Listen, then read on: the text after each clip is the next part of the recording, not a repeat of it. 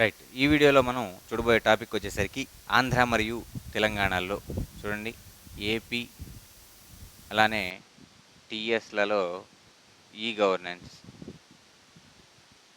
ఆంధ్ర మరియు తెలంగాణలలో e governance, దీనికి సంబంధించిన ముఖ్యమైన కార్యక్రమాలు ఏంటి అనేది మనం చూడబోతున్నాం.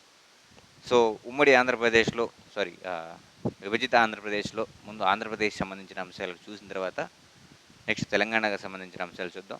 సో రెండిట్లో ఉమ్మడిగా ఉన్న కొన్ని అంశాలు కూడా ఇక్కడ మనం డిస్కస్ చేసుకున్నాం. సపోజ్ పీడిఎస్ ఉందంటే రెండు చోట్ల ఉంటుంది, ఆధార్కి సంబంధించిన కేవైసీ ఉందంటే అది కూడా రెండు చోట్ల ఉంటుంది. సో అందువల్ల ఈ అంశాలని రెండు చూసుకుంటూ విడిగా తెలంగాణ వాటికి మళ్ళీ కొన్ని అంశాలు అనేవి మనం డిస్కస్ చేద్దాం. ఓకే. సో ఫస్ట్ మనం చూసినట్టయితే వన్ బై వన్ మనం స్కీమ్స్ అనేవి, ఈ కార్యక్రమాలు అనేవి రాద్దాం, తర్వాత వన్ బై వన్ చూద్దాం. సో ఫస్ట్ ఈ క్యాబినెట్ అంశాలు ఏవైతే ఉన్నాయో క్యాబినెట్ అంశాలకు సంబంధించినటువంటి స్కీమ్ ఇది. సో దీన్నే ఈ క్యాబినెట్ అనే పేరుతో పిలుస్తూ ఉంటాం. ఈ క్యాబినెట్. ఓకే. సో ఈ క్యాబినెట్ తర్వాత నెక్స్ట్ స్కీమ్ వచ్చేసరికి ఈ పంట. ఈ పంట. నెక్స్ట్ మూడోది ఈ ప్రగతి. సో ఇట్లా రాసి వన్ బై వన్ తర్వాత స్కీమ్స్ అనేవి వరుసగా చూసుకుంటూ వద్దాం. నెక్స్ట్ ఫోర్త్ది లోన్ ఛార్జ్.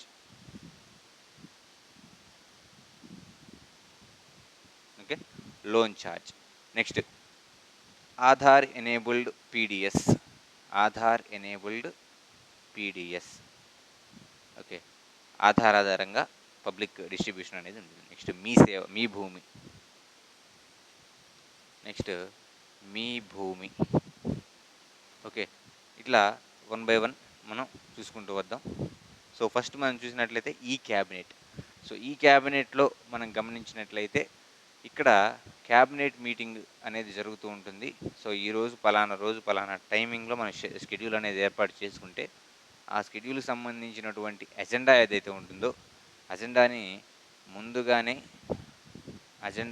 ముందుగానే యాప్లో పెట్టేసి, సో రేపు మనం ఈ అంశాన్ని మనం డిస్కస్ చేసుకోబోతున్నాము కాబట్టి మీరు ప్రిపేర్ అయ్యి రావాలి అని వాళ్ళు ఎజెండా పెట్టగానే ఎవరైతే క్యాబినెట్లో ఉన్నారో వారందరూ దీనికి సంబంధించి కొంచెం హోంవర్క్ అనేది చేసుకొని వారికి సంబంధించిన సూచనలు అనేది అక్కడ ఇవ్వడం అనేది జరుగుతుంది.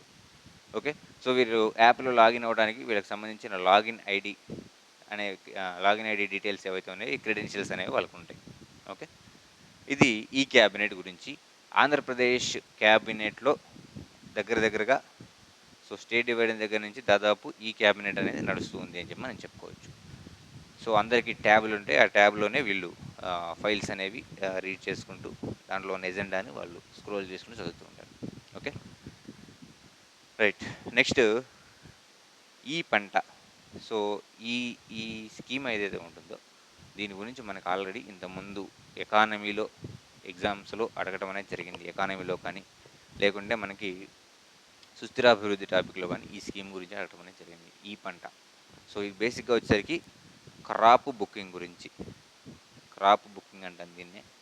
So crop booking. సో క్షేత్రస్థాయిలో పంటలు ఏవైతే ఉన్నాయో ఒక రాష్ట్రంలో, ఆ రాష్ట్రంలో ఉన్నటువంటి పంటల వివరాలు నమోదు చేసుకునే ప్రక్రియ.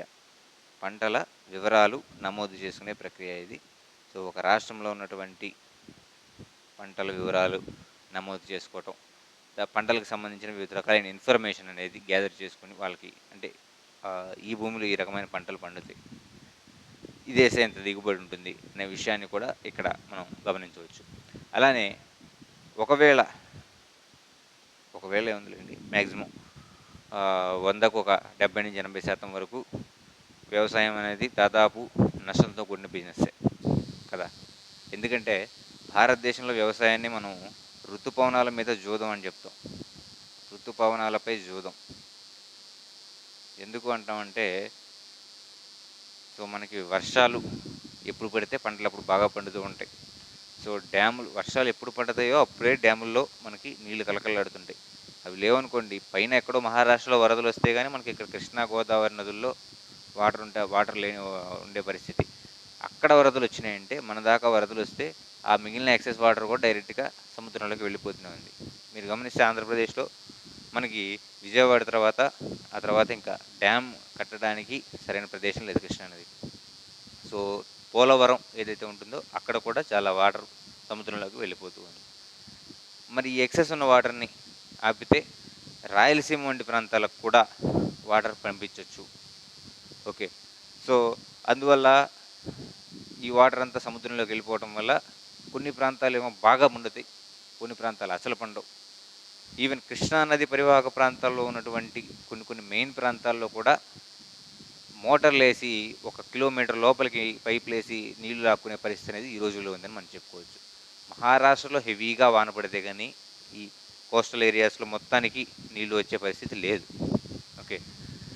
అందువల్ల వ్యవసాయాన్ని ఋతుపవనాల మీద జోదం అని అంటారు. మరి ఏదన్నా వ్యవసాయంలో మనం వేసిన పంటలు సంబంధించి అతివృష్టో అనావృష్టో ఖచ్చితంగా ప్రతి సంవత్సరం వస్తూనే ఉన్నాయి. పడితే అధిక వానలు పడుతున్నాయి, లేకపోతే అసలు పట్టలేదు. అలా వెదర్ అనేది చేంజ్ అయిపోయింది. సో ఆ అంశాలు ఏవైతే ఉన్నాయో ఆ పంట నష్టాలకు సంబంధించిన అంశాలు కూడా ఇక్కడ ఈ ఈ క్రాపింగ్ లేదా ఈ పంట దాంట్లో బుక్ చేసుకోవచ్చు. ఓకే. నెక్స్ట్ ఈ ప్రగతి యాప్ వచ్చేసరికి ఏంటంటే ప్రజలకి నాణ్యమైన మెరుగైన పౌర సేవలు అందించాలన్న ఉద్దేశంలో ఈ ప్రగతి అనే దాన్ని ఉంచడం అనేది జరిగింది. ఈ ప్రగతి అనేది ప్రజలకి నాణ్యమైన మెరుగైన పౌర సేవలు అందించడానికి ఏర్పాటు చేసింది. సో దగ్గర 34 ప్రభుత్వ విభాగాలు దీంట్లో రిజిస్టర్ అయి ఉన్నాయి. ఇప్పటి వరకు 30 మిలియన్ల మంది దీనివల్ల లబ్ధిదారులు అని చెప్పొచ్చు. అంటే దీన్ని ఉపయోగించుకున్నారు అని చెప్పుకోవచ్చు. ఓకే. దీంట్లో మొత్తం మీద 34 విభాగాల్లో 750 ప్రభుత్వ సేవలు దీంట్లో అందుబాటులో ఉన్నాయని మనం చెప్పుకోవచ్చు. ఓకే. నెక్స్ట్ లోన్ ఛార్జ్ గురించి మనం చూసినట్లయితే రైతులకి సకాలంలో పంట రుణాలు అందించే విధానం. ఓకే. రైతులకి సకాలంలో రుణాలు అందించడం. ఆ రుణాలు ఏవైతే ఉన్నాయో ఇప్పుడు 78 లక్షల మంది రైతులు ఈ రుణాలని పొందడం అనేది జరిగింది. ఇప్పటివరకు 78 లక్షల మంది రైతులు ఈ రుణాలను పొందడం అనేది జరిగింది. ఎన్ని బ్యాంకులు వీటి మంజూరు చేస్తున్నాయంటే 61 బ్యాంకుల వరకు ఈ లోన్ ఛార్జ్ ద్వారా రుణాలని మంజూరు చేస్తున్నాయని చెప్పి మనం చెప్పుకోవచ్చు. Next Aadhaar enabled public distribution system. So మనకి ప్రతి నెల రేషన్ కార్డు ద్వారా మనకు అందే ఈ ఐటమ్స్ ఏవైతే ఉన్నాయో గ్రోసరీ ఐటమ్స్, బియ్యం కావచ్చు, కందిపప్పు కావచ్చు, ఇవన్నీ కూడా మన ఫింగర్ ప్రింట్, మన థంబ్ అనేది వేయించుకున్న తర్వాతే ఇవ్వటం అనేది జరుగుతుంది. మరి ఎందుకు అలా చేస్తున్నారు అంటే, సో ఆధార్ ఎనేబుల్డ్ పేమెంట్ అంటే ఏంటంటే మనకి ఆధార్ కార్డ్ రిజిస్ట్రేషన్ టైంలో మన ఫింగర్ ఇవన్నీ మొత్తం కూడా తీసుకుంటారు. ఓకే. సో మన చేతి ముద్రలు ఏవైతే ఉన్నాయో అవన్నీ కూడా తీసుకోవటం అనేది జరుగుతూ ఉంటుంది వేళకు సంబంధించినవి. ఇవి తీసుకున్నప్పుడు వీటిని ఒక చోట స్టోర్ చేసుకోవడం అనేది జరుగుతుంటుంది. ఓకే. స్టోర్ అనేది చేసుకున్నారు. మరి రేషన్ కార్డులో ఒక ఫ్యామిలీలో ఒక రేషన్ కార్డులో ఒక 4 మెంబర్స్ అనేవాళ్ళు ఉన్నారండి. ఒక రేషన్ కార్డులో ఒక 4 మెంబర్స్ అనేవాళ్ళు ఉన్నారు. సో ఈ నలుగురికి సంబంధించినటువంటి డేటా అనేది మొత్తం ఇక్కడ మనకి డిస్ప్లే అవుతూ ఉంటుంది. ఓకే. సో నలుగురికి సంబంధించిన డేటా అనేది డిస్ప్లే అవుతూ ఉంటుంది. ఈ నలుగురికి సంబంధించి 4 ఆధార్ కార్డులు ఉంటాయి. ఓకే. నలుగురికి సంబంధించి 4 ఆధార్ కార్డులు ఉంటాయి. మరి వీరి యొక్క డేటా ఏదైతే ఉంటుందో ఈ data, Aadhaar card data, ration card data, ఈ రెండింటిని కంబైన్ చేసుకొని, సో ఈ రేషన్లో ఉన్న వాళ్ళ యొక్క 4 ఆధార్లు ఇవి, వీళ్ళ ఫింగర్ ప్రింట్స్ ఇవి. ఓకే. సో వీళ్ళ ఫింగర్ ప్రింట్స్ ఇవి అనేది వాళ్ళు మ్యాచ్ చేసుకోవడానికి ఈ ఆధార్ ఎనేబుల్డ్ పీడిఎస్ సిస్టమ్ని అటాచ్ చేయడం అనేది జరిగింది. ఓకే. సో రేషన్ కార్డులో ఉన్న ప్రతి ఒక్కళ్ళ ఫింగర్ ప్రింట్స్ అనేది వాళ్ళు తీసేసుకొని, ఈ రేషన్ కార్డులో ఎవరైతే ఉన్నారో నలుగురిలో ఒక్కళ్ళు ఉన్నా కానీ థంబ్ వేస్తే మనకి పీడిఎస్ ఇచ్చేలాగా ఇవ్వడం అనేది ఈ సిస్టమ్ అనేది తీసుకొని రావడం జరిగింది. ఓకే. మనకి ఈ సరుకులు అనేవి ఇవ్వడం అనేది ఈ సిస్టమ్ తీసుకొని రావడం అనేది జరిగింది. ఓకే. సో ఈ ఆధార్ ఎనేబుల్డ్ పీడిఎస్ సిస్టమ్ కోసం యూజ్ చేసే పద్ధతిని మనం ఏఈకేవైసీ అనే పేరుతో పిలుస్తూ ఉంటారు. మరి ఏఈకేవైసీ లేదా ఏకేవైసీ అంటే ఏంటండి? ఆధార్ ఎనేబుల్డ్. సో కేవైసీ అంటే ఏంటి? Full form know your customer. Okay. Know your కస్టమర్నే కేవైసీ అనే పేరుతో మనం పిలుస్తూ ఉంటాం. ఓకే. సో ఇక ఇదే పనిగా మనం ఇక్కడ చెప్పుకున్నాం కదా. సో పీడిఎస్ గురించి కూడా చెప్పుకుంటున్నాం కాబట్టి అందులో ఉన్నటువంటి మెయిన్ స్కీమ్ అయినటువంటి ఈపీడిఎస్ గురించి చెప్పుకుందాం. సో ఇప్పుడు మనకంతా పీడిఎస్ పబ్లిక్ డిస్ట్రిబ్యూషన్ సిస్టమ్ వచ్చేసరికి ఈపీడిఎస్ఏ.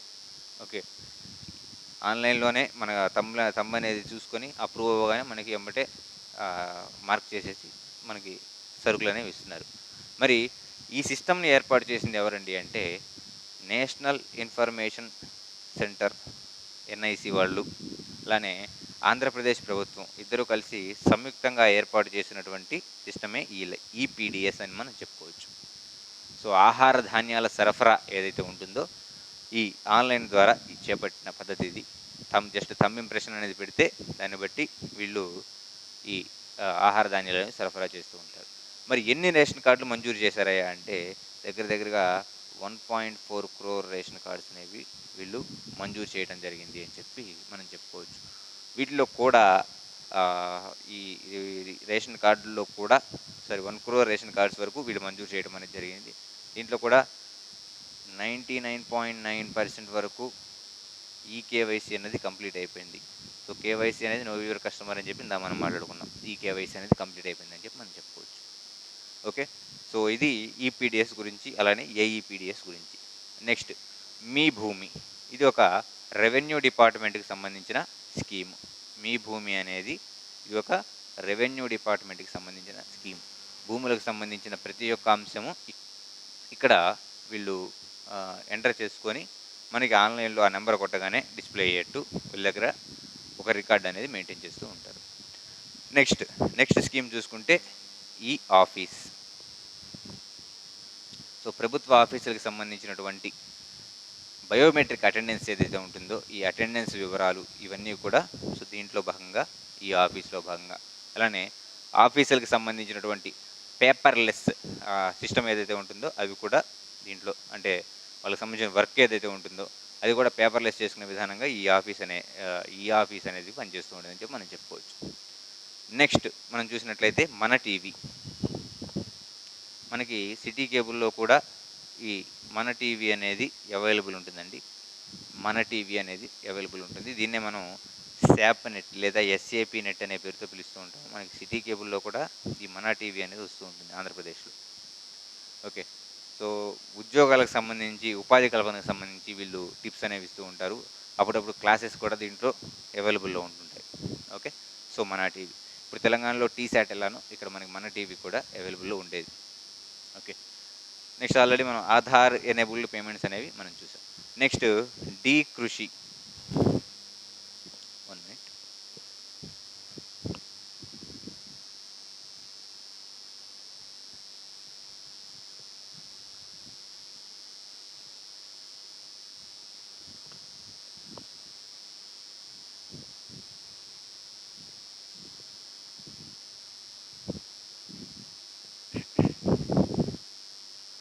నెక్స్ట్ డి కృషి.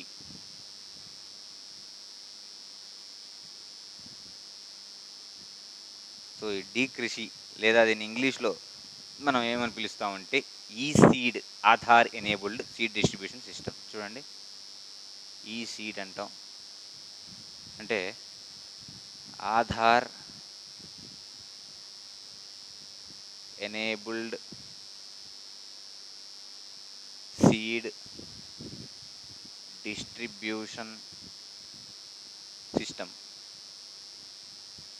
Aadhaar enabled seed distribution system just సింపుల్గా చెప్పుకుంటే విత్తనాల పంపిణీ అంటే రైతులకి నాణ్యమైన విత్తనాలు ఏవైతే ఉన్నాయో ఈ నాణ్యమైన విత్తనాలు లేదా సీడ్స్ అని మనం ఇంగ్లీష్లో అంటున్నాం కదా, సో ఈ సీడ్స్ని పంపిణీ చేసే కార్యక్రమం. తొలకరి పడే టయానికి వాళ్ళకి రైతులకి సీడ్స్ అందించే కార్యక్రమం. మరి ఎవరెవరు దీన్ని ఏర్పాటు చేశారంటే ఎన్ఐసి, అలానే AP, so national informatics centre and Andhra Pradesh ప్రభుత్వాలు సంయుక్తంగా ఏర్పాటు చేసినటువంటి ప్రోగ్రామ్ ఇది అని చెప్పి మనం చెప్పుకోవచ్చు. మరి ఈ సీడ్స్ అనేవి ఎలా సెండ్ చేస్తారు అంటే వారి యొక్క కమతాల పరిమాణం ఏదైతే ఉంటుందో ఈ కమతాల పరిమాణం ఆధారంగా ఈ సీడ్స్ అనేవి వాళ్ళకి డిస్ట్రిబ్యూట్ అనేది చేస్తూ ఉంటారు అని చెప్పి మనం చెప్పుకోవచ్చు. ఎప్పటి నుంచి ఇది అవైలబుల్లో ఉందంటే 2015 నుంచి ప్రతి సీజన్లో కూడా ఈ సీడ్ డిస్ట్రిబ్యూషన్ అనేది జరుగుతుందని మనం చెప్పుకోవచ్చు. రైట్, నెక్స్ట్ మా టాపిక్ మనం చూసినట్లయితే water soft. Water soft.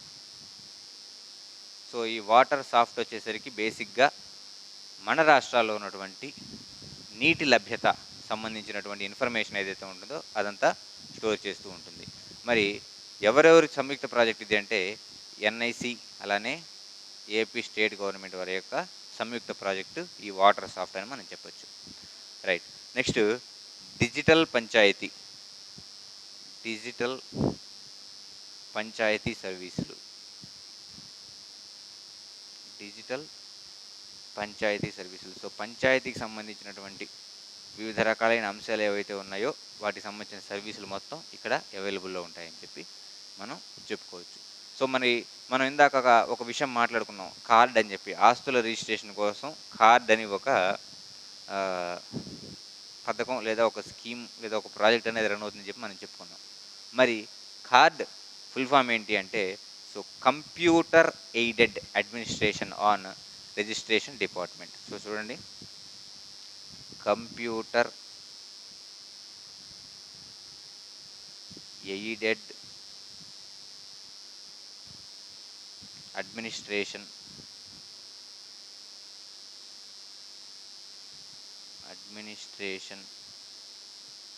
On revenue department అని చెప్పి మనం చెప్పుకోవచ్చు. సో రెవెన్యూ డిపార్ట్మెంట్ ద్వారా కంప్యూటర్ అడ్మినిస్ట్రేషన్. మరి దీన్ని ఎందుకు వాడతారు అంటే సో బేసిక్గా స్టాంపు డ్యూటీలకి ఆస్తుల రిజిస్ట్రేషన్కి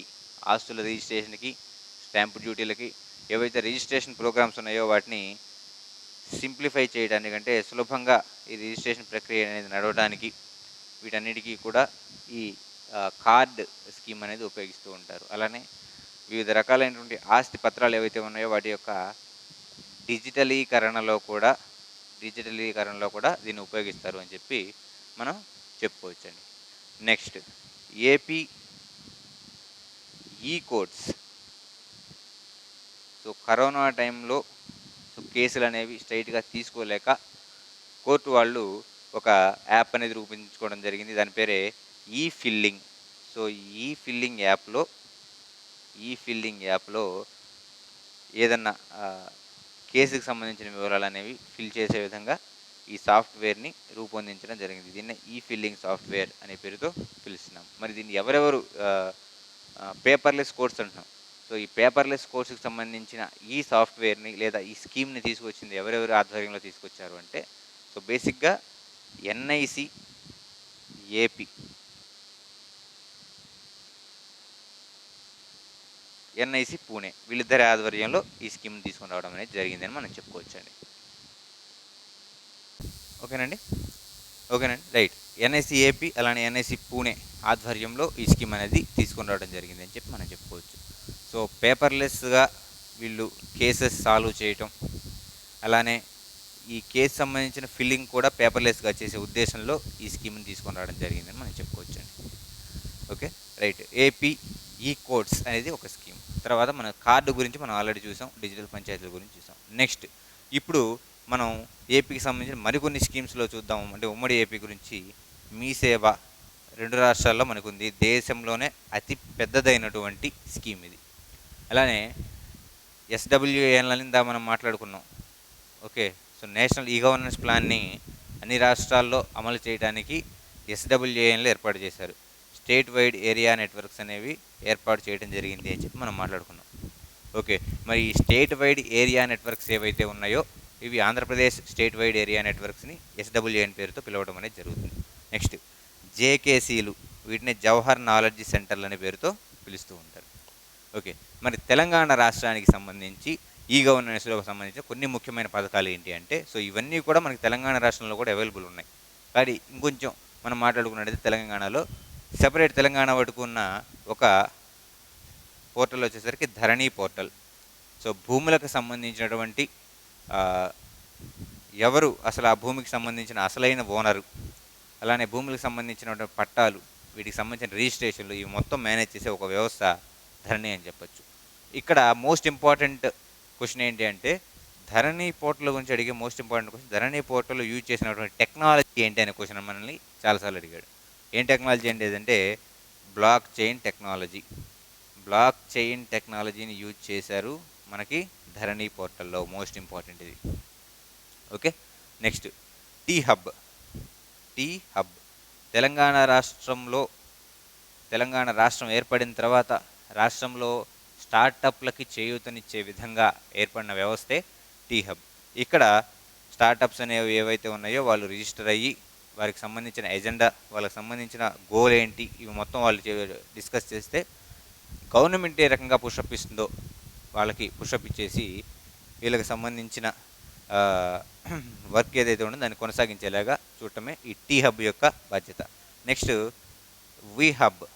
సో వి హబ్ ఏంటంటే ఉమెన్ ఎంటర్ప్రీనర్స్ ఎవరైతే ఉన్నారో, ఉమెన్ ఇండస్ట్రియలిస్ట్ ఎవరైతే ఉన్నారో వారిని ప్రోత్సహించేలాగా, వారిని తయారు చేసే విధంగా ఏర్పడిన సిస్టమ్ ఏది అంటే ఈ వి హబ్ అని చెప్పి మనం చెప్పుకోవచ్చు. సో ఇవండి తెలంగాణ ఆంధ్రప్రదేశ్ రాష్ట్రాలకు సంబంధించినటువంటి ఉమ్మడి స్కీమ్స్, అంటే ఈ గవర్నెన్స్కి ఓకేనండి. సో ఇది వివిధ రాష్ట్రాలు మన ఏపీ తెలంగాణకు సంబంధించిన ఈ గవర్నెన్స్ స్కీమ్స్ అనేవి సో ఇంతటితో అయిపోయినాయి. నెక్స్ట్ టాపిక్లో మనం మరి ఇంతవరకు కంప్యూటర్ సంబంధించిన వివిధ అంశాలు అనేవి చూసాం. మరి కంప్యూటర్ సెక్యూరిటీ గురించి సంబంధించిన అంశాలు, కంప్యూటర్ భద్రత అంటే ఏంటి అనే అంశాన్ని నెక్స్ట్ టాపిక్లో మనం చూడబోతున్నాం. ఓకే, సో సైబర్ సెక్యూరిటీ అనే అంశాన్ని నెక్స్ట్ టాపిక్లో చూస్తున్నాం. సో దానికంటే ముందు డిజిటల్ ఇండియా అనేది చూసి దాని తర్వాత సైబర్ సెక్యూరిటీ అనేది చూద్దాం. దీంతో మనకి ఐసీటీ అనే టాపిక్ అనేది అయిపోతుంది. సో మ్యాక్సిమం ఈ వీకెండ్కి మనకి ఐసీటీ కంప్లీట్ చేసుకొని నెక్స్ట్ మనం స్పేస్ టెక్నాలజీ వీటిలోకి వెళ్ళిపోదాం. ఓకేనండి, థ్యాంక్ యూ. ఇప్పటికి సబ్స్క్రైబ్ చేసుకోకపోతే సబ్స్క్రైబ్ చేసుకోండి, బెల్ ఐకాన్ ఖచ్చితంగా క్లిక్ చేయండి, అలానే ఈ వీడియోని లైక్ చేయండి. Thank you.